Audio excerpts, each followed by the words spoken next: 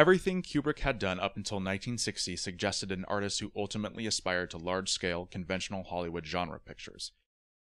Each of his first 4 features had exceedingly eclipsed the previous one in scope and ambition, and his works on Paths of Glory suggested that he had the chops to successfully take on a big, old-fashioned Hollywood epic. For all intents and purposes, Kubrick proved his bona fides and delivered a successful Oscar-winning picture in the form of 1960's Spartacus.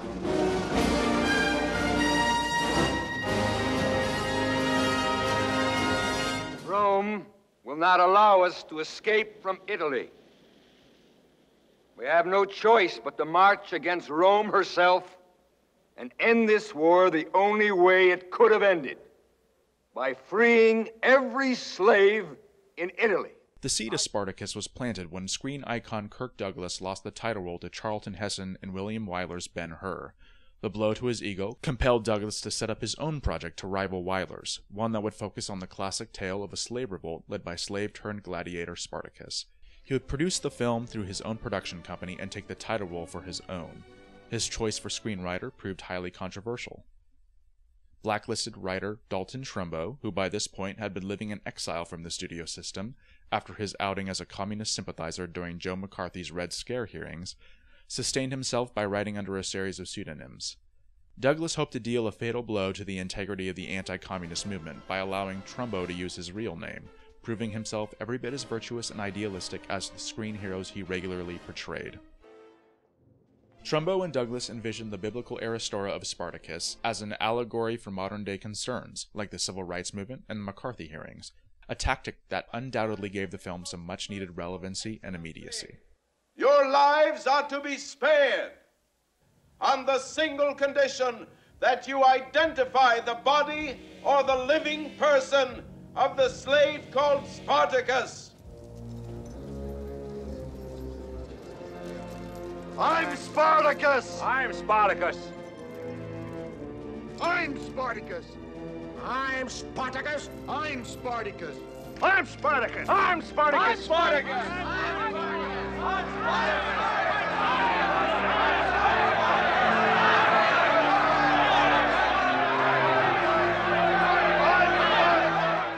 Director Anthony Mann was originally hired to direct Spartacus, but after a week of clashing with Douglas and the film's considerable scale, he was unceremoniously fired.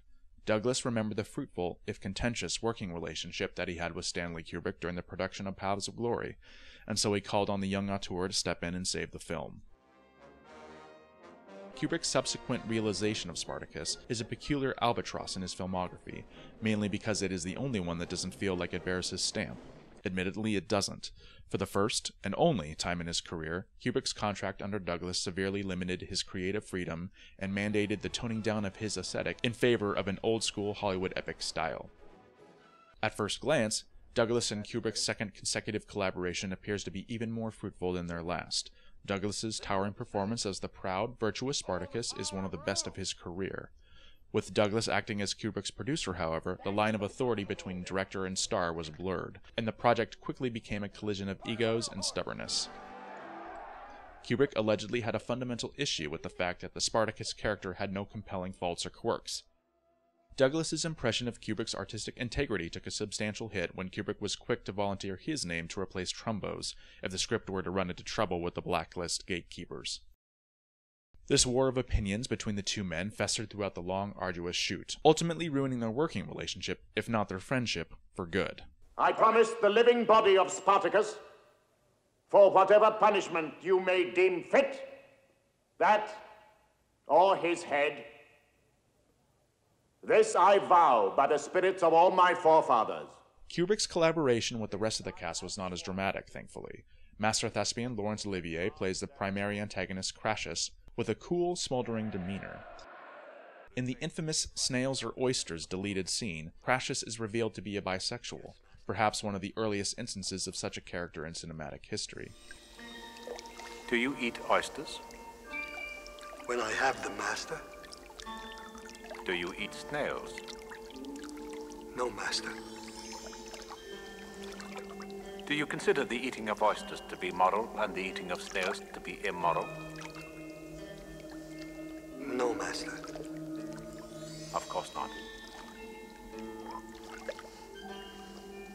It is all a matter of taste, isn't it? Yes, Master. Alicia. Up next.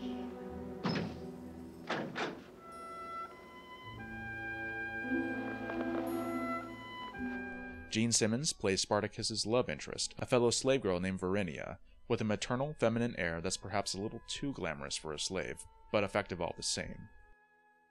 Rounding out the cast is Charles Laughton as the portly Senator Gracchus, John Gavin as a young Julius Caesar, and Tony Curtis as Spartacus's best male friend and fellow slave Antoninus. Every time I touch my wounds, they sing. Finally, there's Peter Ustinov as Batiatus, the slave trainer and unexpected benefactor in Spartacus's quest, whose sweaty, breathy performance earned him the Oscar for Best Supporting Actor. As it stands, Ustinov would be the only actor to win the Gold Statue for performing in a Kubrick film, a fact that must have incensed Douglas to no end.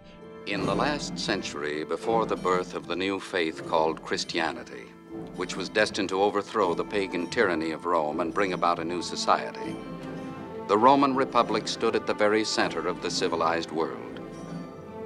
Of all things fairest, sang the poet, first among cities and home of the gods is golden Rome.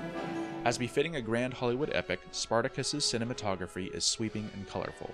One might even mistake it for a David Lean film, which is ironic considering that Lean was initially approached to direct and turned down the opportunity. The cinematographer, Russell Meddy, was already in place when Kubrick came aboard, and the two men clashed almost instantly. Meddy was reportedly infuriated by Kubrick's demanding pursuit of visual perfection and lack of regard for the cinematographer's creative input. As a result, Kubrick personally shot most of the film himself, his brilliance with light and composition earning Spartacus an Oscar for Best Cinematography, but ultimately it would be Meddy who took home the gold statue on awards night. Shooting for the first time in the anamorphic 2:35:1 aspect ratio, Kubrick uses every available grain of the Technicolor 35mm frame to render a lush, expensive-looking image. Kubrick's first feature in color employs a copious amount of sweeping, crane, and dolly shots to sell the film's scale, but it doesn't contain the same kind of alluring energy that similar shots have in his other, more personal work. Indeed, the film appears to be the work of another director entirely. Many of Kubrick's thematic explorations that have made his other works so rich and creatively potent are mostly discarded here in favor of a straightforward, unironic, and earnest narrative.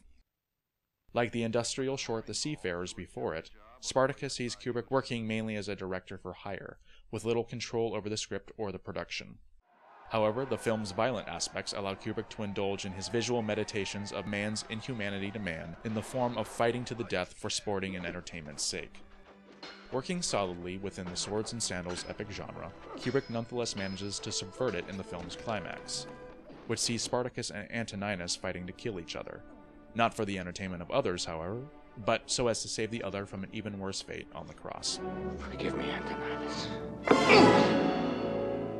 Spartacus was a monster success when it was released, easily becoming Universal's biggest hit of all time, until it was dethroned by 1970's Airport.